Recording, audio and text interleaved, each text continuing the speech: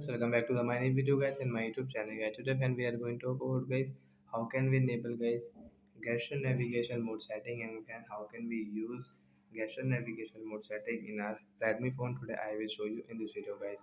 So before starting video fan, first of all go and subscribe the channel guys, click the bell icon, like the video.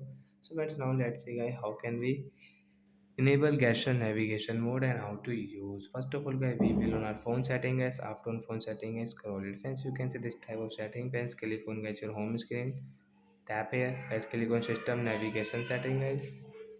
Sorry fans, I post the video guys, children are playing outside. I am really sorry guys, ignore this sound guys, focus on only video guys.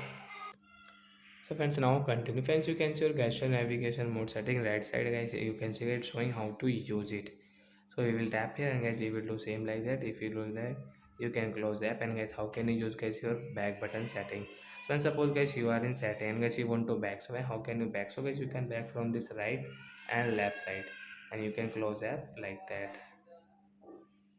So like that guys, we can enable gesture navigation mode setting guys, and we can use it. So that's it guys, thanks for watching the video, bye guys.